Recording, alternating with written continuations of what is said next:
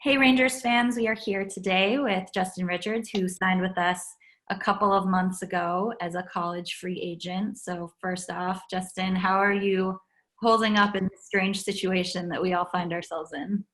I'm doing well. I just flew down back to Florida. I was in Minnesota earlier, but I flew back to Florida on Wednesday to see my family and enjoy some of the warm weather and while I still can.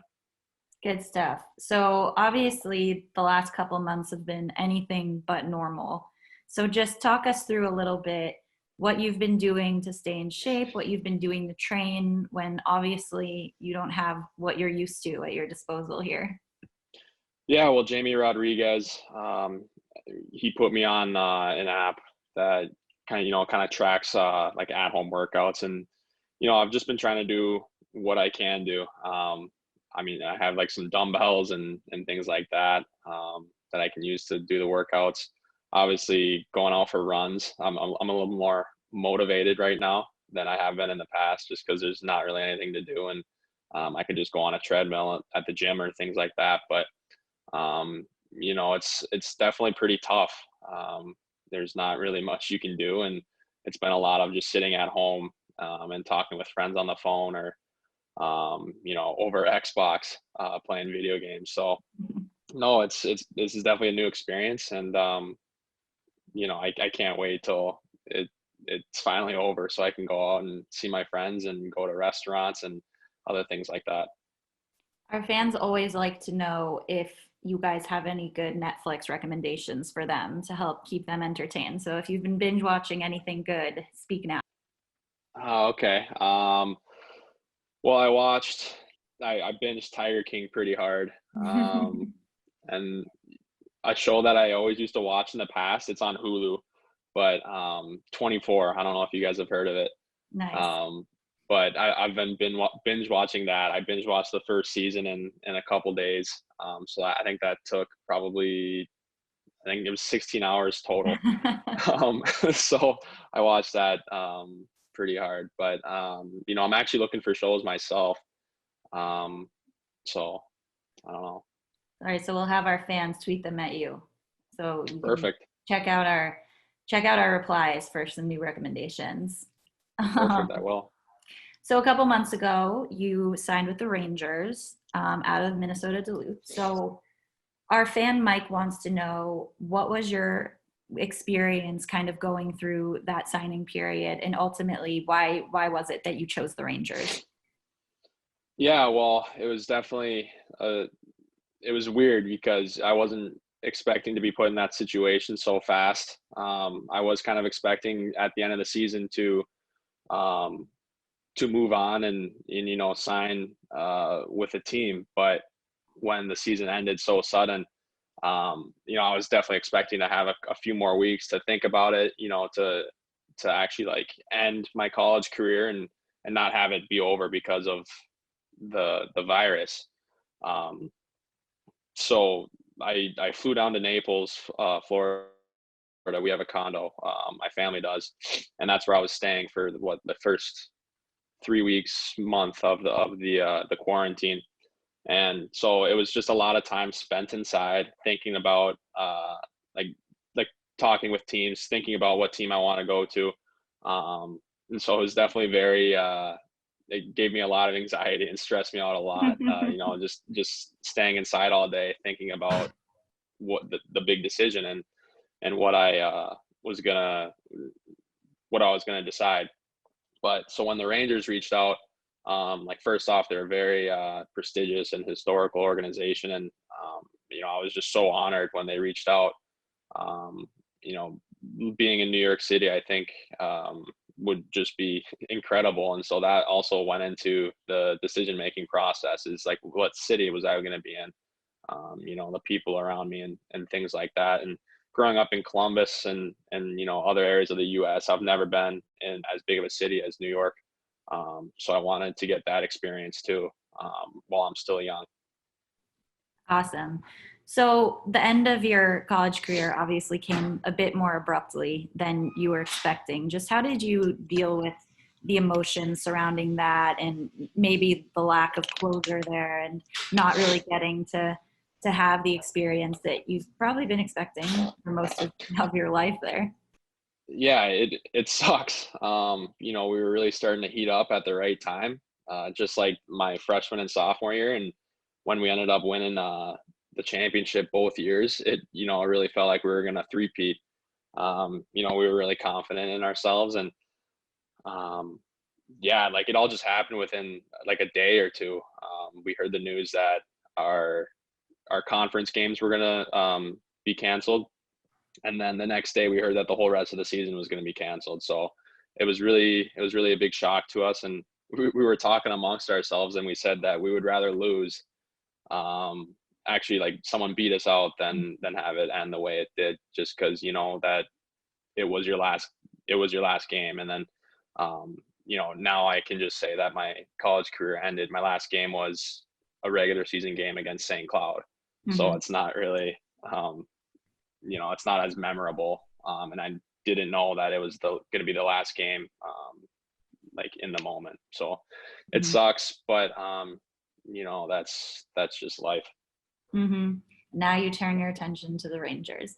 So for our fans who maybe haven't seen you play, um, Tyler wants to know how you would best describe yourself as a player if you had to give a little scouting report on yourself. Um, I think I would describe myself as a 200-foot player. I feel like I'm a very smart player that is always taking care of the defensive zone first. And once the defensive zone is taken care of, then I can go in on offense. I feel like I'm reliable. I feel like I'm a pretty good penalty killer. Um, and I think I'm good on faceoffs too. I definitely take a lot of pride in the defensive part of the game, and faceoffs are a big part of that too. Second part of Tyler's question here is, what are you anticipating about the transition between the college game to the pro game? Well, I mean, I think it's going to be a pretty big jump. Um, Obviously, I'm going to have to be ready for it, and whenever I can go out to New York to train, I'll be doing that, because I think that'll just help me in the long run. But I don't really know what the biggest thing would be. Um, I mean, it's just I think a lot of it is going to be mental. Having the confidence to know that I can go out and play against these guys that I've been watching on TV all my life, Mhm. um, and just kind of taking it day by day, and being even keel to not getting too high or not getting too down low. So it'll definitely be a tough transition, but I think and I hope I'll be able to manage. So, speaking of the players that you've been watching your whole life, actually a perfect segue for Joey's question, which is, who was your favorite player growing up? My favorite player growing up was Sidney Crosby. Yeah, sorry, Rangers fans, big big rival there. But it was when I was around like 8 or 9. And I was living in Pennsylvania at the time. My dad was coaching the Wilkes-Barre Penguins, who are the farm team of Pittsburgh Penguins. So Sidney Crosby was on the TV a lot, and he was the best player in the world at the time. So how could I not love him and respect him? Um, but I was able to meet him around that age, so that like meant a lot to me. To meet your childhood idol and your hero. I always tried to model my game after him, but everyone knows that's pretty difficult to do because of how good he is. And that was also another reason I liked him, just because he's the best, and I just wanted to be like him. So that actually was Joey's second question. Who do you model your game after? There wasn't Sidney Crosby. Is there anybody else who you've kind of watched and tried to emulate over the years? Yeah, I mean, I definitely don't think I play like Sidney Crosby. I try to imagine that maybe I do, but I think one player that really comes to mind that I do play like and try to model my game after is Joe Pavelski. Hmm. Um, so he is a 200-foot player. It seems like he's always in the right position, at all areas of the ice. He's not like the fastest player. He's not the biggest player by any means, but he's one of the smartest players on the ice, and that's why he's had the success that he's had through his hockey career. He's very reliable. He can play pretty much any situation on the ice, whether it be penalty kill, power play, 6-on-5, they have to defend a goal. He's going to be out there for the face-off.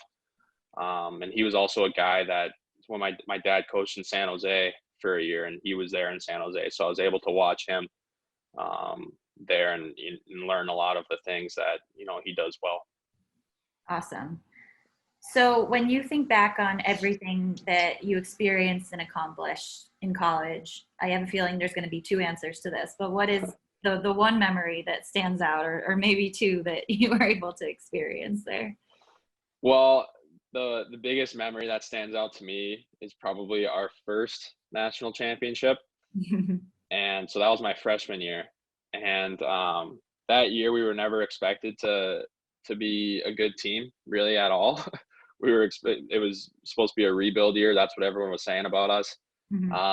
I was one of 10 freshmen that year. We had just lost a very good senior class with, I don't know if you know these names, Dominic Toninato, Alex Iafallo, Mm-hmm. Neil Pionk just left and signed with the Rangers. So we really lost a lot, and we weren't expected to make it far at all. And the beginning of the year, we started pretty slow, but right after Christmas, we went on a tear, and we worked our way up the rankings, and eventually we got in by, it was like 1,000th of a percentage point. Wow. over our rivals, the Golden Gophers.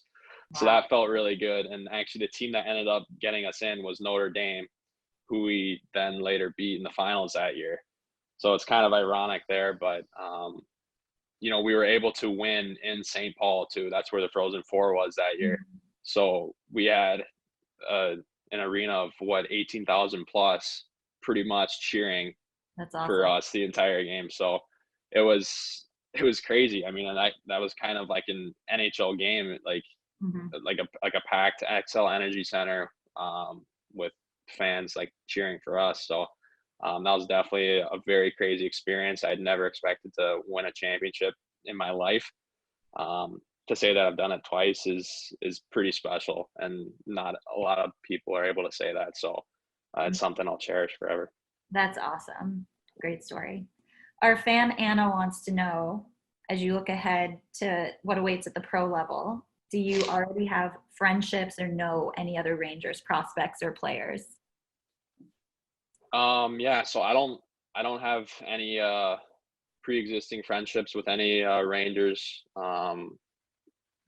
players at the moment. I'm trying to think of prospects, but I don't think there is any. But one player that comes to mind that we just signed, that I played against in college all 3 years, is Austin Rushoff from Western Michigan, and he and I have had some pretty good battles over these last few years.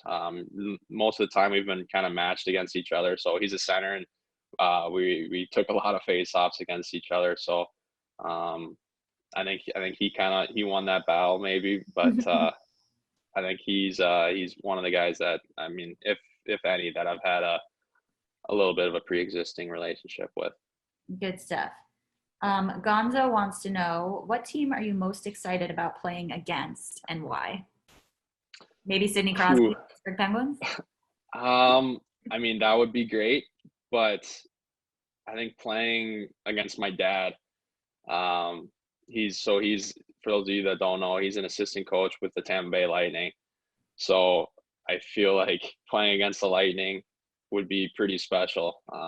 If I were to just look down the bench and see my dad on the other side doing what he's been doing for all these years, it would be pretty strange, it'd also just make me realize more my accomplishment if I ever do have that opportunity.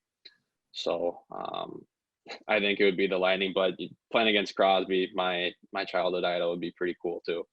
Awesome. Hayden wants to know, who are you most excited about potentially playing with someday on the Rangers? Ooh. I mean, really any of them. But if I had to pick one, I think I'd probably choose Artemi Panarin, and that's because when I was in Columbus, he was there, so I was able to watch him a lot. Um, so I think I would choose him. Another player I would like to play with, Henrik Lundqvist. Mhm. Obviously he's a stud and he's been around the league for forever, it seems like. So just to say that I was in the locker room with him would be a huge honor. Greg wants to know, and it might be hard to pick just one for you, but what is the best advice you've ever received, hockey related or otherwise? I'm sure your dad has had lots of nuggets to impart to you over the years. Yeah, he has. There's two things that come to mind. So one thing that my dad's always told me ever since I was like a squirt or a peewee, Mhm. is that like you can only control the things that you can control. So that's one big thing that he taught me. Don't worry about what's going on with your line mates or what's going on with your team. The one thing you can control is how hard you work and how hard you compete. And so I think that's one of my best qualities too is, a work ethic and a high compete level. And that's something that, I'm always going to want to be doing when I'm on the ice, because that's the one thing I can't control. You can't control a lucky bounce or things like that. So you can't let those things get in your head, and you can only control the next shift. So I think that's one thing that my dad taught me at a very young age that kind of you know went to my heart, and I've kept with all this time. And then another lesson that I learned, it wasn't really advice, but it was a lesson. It was my freshman year, and I played in all 44 games that year, and I had 0 goals and 9 assists. Wow. So that was definitely like pretty tough mentally, but my dad was there to help me with that, so that was great. But when we ended up winning the national championship, I learned that the team success is way more important than an individual's success. And I would have taken a championship over 15, 20 goals that year. Yeah. Because that's the ultimate goal. The goal isn't trying to score as many goals as you can. Mhm. The goal is, the team success and trying to win a championship. Definitely a couple of very good lessons there. Our last question of the day comes from Sophia. It's a good one. She wants to know, if you had to switch lives with any current Ranger, who would it be and why? Okay. If I had to choose one player to switch my lives with, I would probably choose Henrik Lundqvist. Good stuff. Well, Justin, thank you so much for joining us and answering some of our fans' questions. I know that they will eagerly await your answers, so thank you for that. And in the meantime, before we're able to have you come to New York, just stay safe and stay healthy, and hopefully we'll see you out there sometime here real soon. Yeah, absolutely. Thanks for having me. It was fun, and you guys stay safe too.